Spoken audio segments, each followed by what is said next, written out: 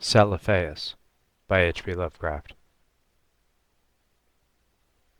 In a dream, Curain saw the city in the valley, and the sea coast beyond, and the snowy peak overlooking the sea, and the gaily painted galleys that sail out of the harbor towards distant regions where the sea meets the sky. In a dream it was also that he came by his name of Curains, for when awake he was called by another name. Perhaps it was natural for him to dream a new name, for he was the last of his family, and alone among the different millions of London. So there were not many to speak to him and to remind him who he had been. His money and lands were gone, and he did not care for the ways of the people about him, but preferred to dream and write of his dreams. What he wrote was laughed at by those to whom he shewed it, so that after a time he kept his writings to himself, and finally ceased to write. The more he withdrew from the world about him, the more wonderful became his dreams, and it would have been quite futile to try to describe them on paper. Curains was not modern, and did not think like others who wrote. Whilst they strove to strip from life its embroidered robes of myth, and to shew in naked ugliness the foul thing that is reality, Curains sought for beauty alone. When truth and experience failed to reveal it, he sought it in fancy and illusion, and found it on his very doorstep amidst the nebulous memories of childhood tales and dreams. There are not many persons who know that wonders are open to them in the stories and visions of their youth. For when as children we listen and learn, we think but half-formed thoughts, and when as men we try to remember, we are dulled and prosaic with the poison of life. But some of us awake in the night with strange phantasms of enchanted hills and gardens, of fountains that sing in the sun, of golden cliffs overhanging murmuring seas, of plains that stretch down to sleeping cities of bronze and stone, and shadowy companies of heroes that ride caparisoned white horses along the edges of thick forests. And then we know that we have looked back through the ivory gates into the world of wonder which was ours before we were wise and unhappy.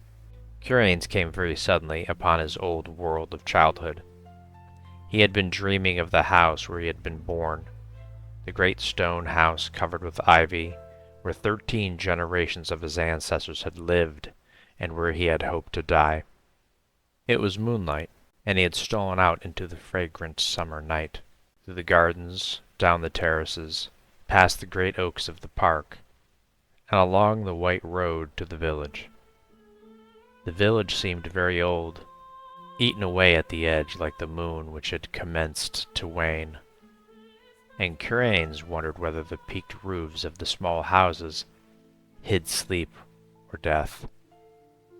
In the streets were spears of long grass, and the window panes on either side were either broken or filmily staring. Curains had not lingered, but had plodded on as though summoned towards some goal. He dared not disobey the summons, for fear it might prove an illusion, like the urges and aspirations of waking life, which do not lead to any goal.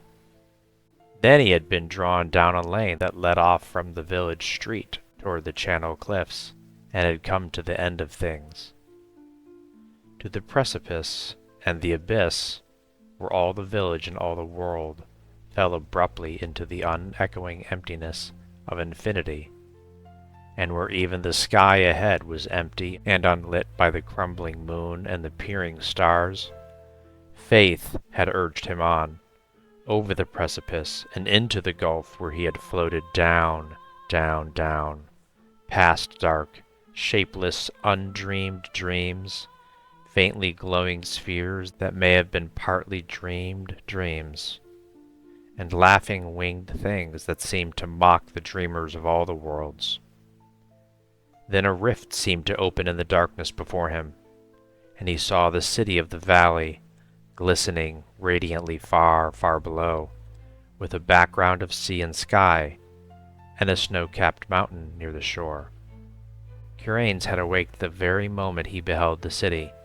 Yet he knew from his brief glance that it was none other than Celephais, in the city of Uth-Nargai, beyond the Tenarian hills, where his spirit had dwelt all the eternity in an hour one summer afternoon, very long ago, when he had slipped away from his nurse and let the warm sea breeze lull him to sleep as he watched the clouds from the cliff near the village. He had protested then, when they had found him, waked him, and carried him home. For just as he was aroused, he had been about to sail in a golden galley for the alluring regions where the sea meets the sky. And now he was equally resentful for awaking, for he had found his fabulous city after 40 weary years. But 3 nights afterward Curanes came again to Celephais. As before, he dreamed first of the village that was asleep or dead, and of the abyss down which one must float silently. Then the rift appeared again, and he beheld the glittering minarets of the city, and saw the graceful galleys riding at anchor in the blue harbor, and watched the ginkgo trees of Mount Aran swaying in the sea breeze. But this time he was not snatched away, and like a winged being settled gradually over a grassy hillside, till finally his feet rested gently on the turf. He had indeed come back to the valley of Uth-Nargai and the splendid city of Celephais. Down the hill amid scented grasses and brilliant flowers walked Curanes over the bubbling Naraxa on the small wooden bridge where he had carved his name so many years ago, and through the whispering grove to the great stone bridge by the city gate. All was as of old, nor were the marble walls discolored, nor the polished bronze statues upon them tarnished. And Curanes saw that he need not tremble lest the things he knew be vanished, for even the sentries on the ramparts were the same, and still as young as he remembered them. When he entered the city, past the bronze gates and over the onyx pavements, the merchants and camel drivers greeted him as if he had never been away. And it was the same as the turquoise temple of Nath-Horthath, where the orchid-wreathed priests told him there is no time in Uth-Nargai, but only perpetual youth. Then Curanes walked through the street of pillars to the seaward wall, where gathered the traders and sailors and strange men from the regions where the sea meets the sky. There he stayed long, gazing out over the bright harbor, where the ripples sparkled beneath an unknown sun, and where rode lightly the galleys from far places over the water. And he gazed also upon Mount Aran, rising regally from the shore, its lower slopes green with swaying trees, and its white summit touching the sky.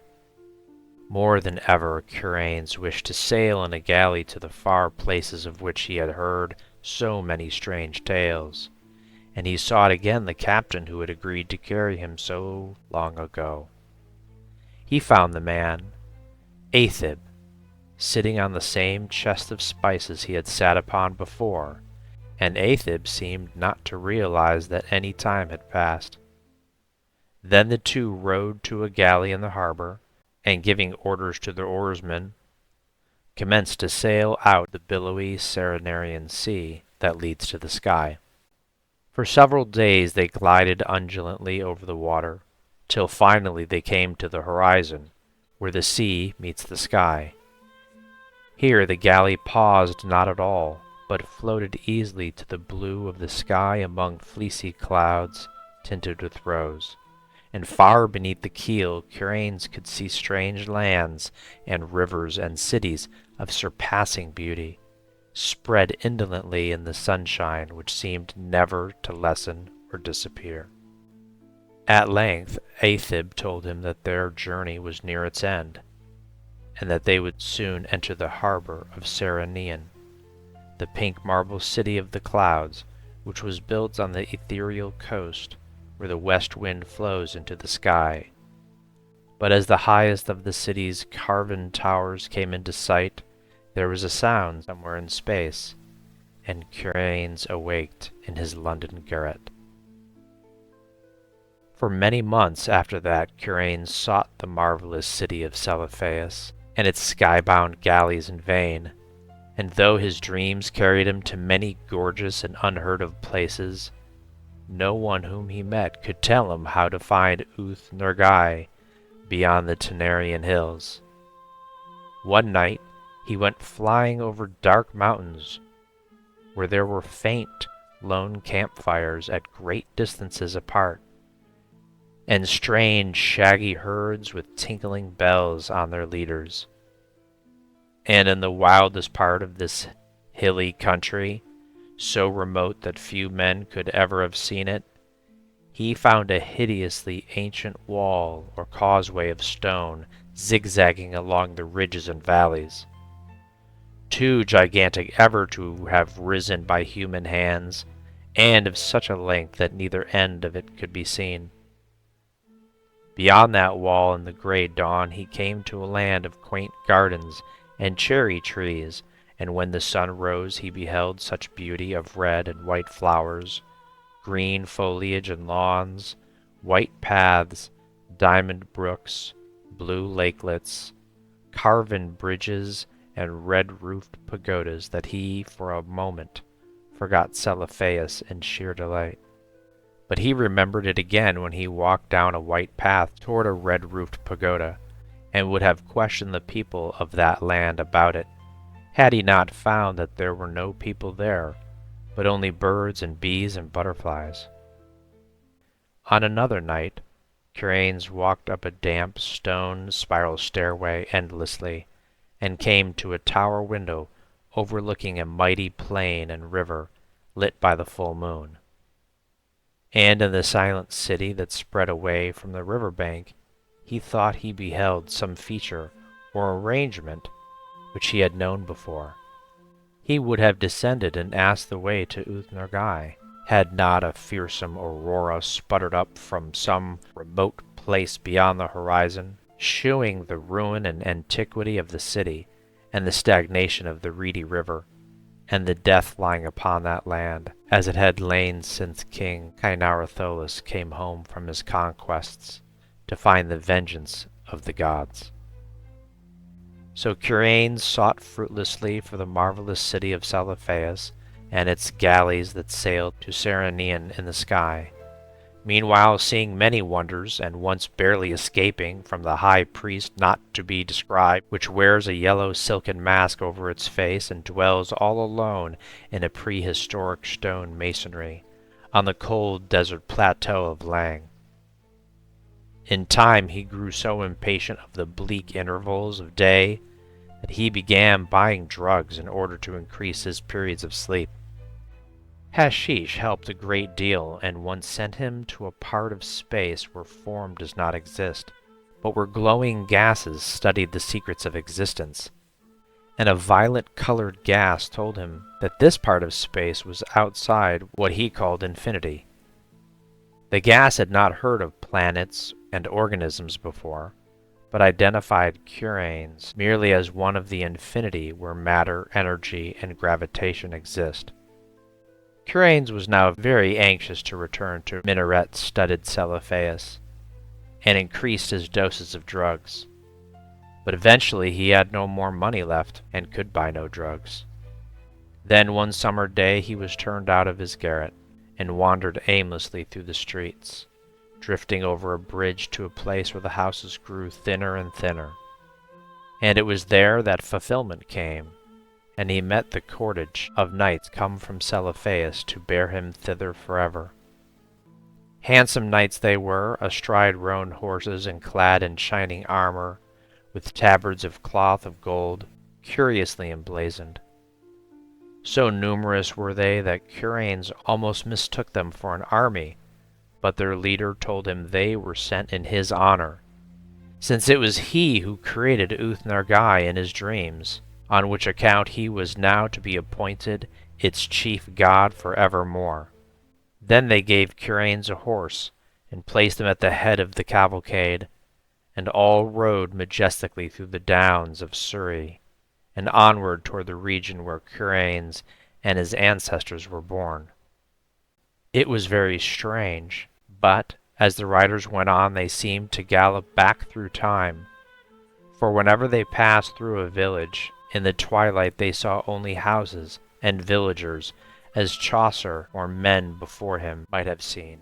And sometimes they saw knights on horseback, with small companies of retainers. When it grew dark, they traveled more swiftly, till soon they were flying uncannily as if in the air. In the dim dawn they came upon the village, which Curanes had seen alive in his childhood, and asleep or dead in his dreams.